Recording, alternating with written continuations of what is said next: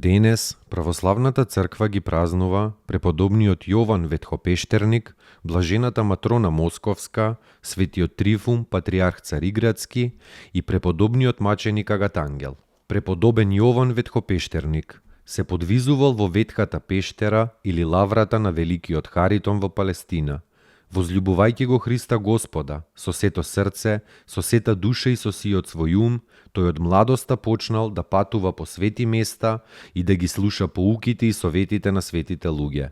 Најпосле се населил во Харитоновата пештера, каде што се предал на голем подвиг, поминувајќи ги деновите и годините во пост, молитва и бдеење, непрестајно мислејќи на смртта и учејќи се на смирение. Како добро созреан плод, бил обран со смртта и преселен во рајот. Поживеал и се упокоил во 8 век. Блажена Матрона Московска. Блажената Матрона била родена во 1881 година во селото Себино, Епифанската околија, односно во Тулската губернија. Нејзините родители биле сиромашни селани и благочестиви луѓе.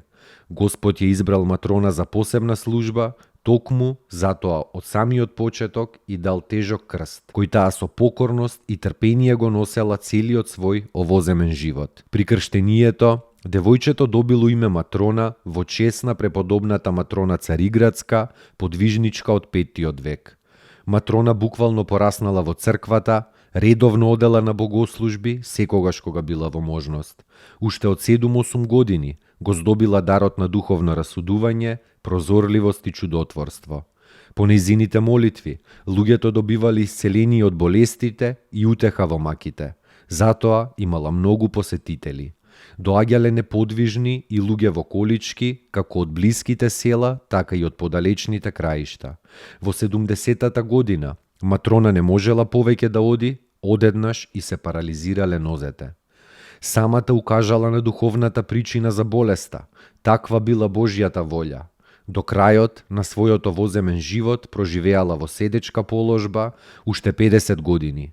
Но таа никогаш не тагувала поради тоа, туку смирено го носела својот тежок крст даден од Бог. Господ и го открил времето на упокојувањето 3 дена пред нејзината смрт. До упокојувањето на 19 април по стар стил или 2 мај по нов стил 1952 година редовно се исповедала и причестувала.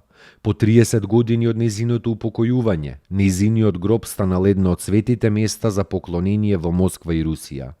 Матронушка умилно и се обраќаат верните, а таа исто, како и за време на овоземниот живот, и сега непрестајно им помага на сите. Свети Трифун, патриарх Цариградски. Кога умре патриархот Стефан, царот Роман, кој владееше со Византија во почетокот на 10 век, имаше син Теофилакт, на возраст од 16 години. Царот сакаше да го возведе за патриарх својот малолетен син, бидејќи го имаше заветено на духовна служба, но се засрами да го направи тоа. На патриаршискиот престол седна Свети Трифун, прост, но чист и благочестив старец. Трифун остана на престолот 3 години. Кога царскиот син влезе во 20-та година, царот намисли по секоја цена да го тргне Трифун од престолот, а да го постави својот син. Божиот светител Трифун не сакаше доброволно да си оди од престолот, не заради нешто друго, туку затоа што сметаше за голема соблазна толку млад човек да се возвиси на таква одговорна и тешка положба како што е патриаршиската. Тогаш, со сплетка на еден зол епископ, измамија од Свети Трифун подпис на чиста хартија и над подписот во царскиот дворец ја напишаа божемната оставка на патриархот, кој што царот ја објави. За ова настана голем смут во црквата, зашто народот и свештенството стоеа на страната на Божиот човек Трифун. Тогаш царот насилно го тргна Свети Трифун и го испрати во манастир, а својот син Теофилакт го воздигна за патриарх. Свети Трифун поживеа во манастирот како подвижник 2 години и 5 месеци и се упокои во Господа во 933 година.